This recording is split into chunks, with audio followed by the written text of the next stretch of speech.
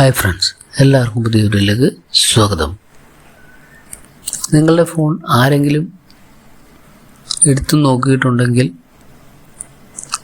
അവർ എന്താവും നോക്കിയിട്ടുണ്ടോ എന്നറിയാൻ ആഗ്രഹമുണ്ടെങ്കിൽ കണ്ടുപിടിക്കാൻ വഴിയുണ്ട്. നമ്മുടെ ഫോണിലെ ആക്ടിവിറ്റിയുടെ ലിസ്റ്റ് ഫുള്ള് കാണാൻ നമ്മുടെ ഫോണിലൊരു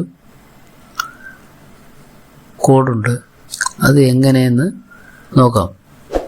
ഫോണിൻ്റെ ഡയലറ്റ് പാഡ് എടുക്കുക. എന്നിട്ട് *#*46 36 #*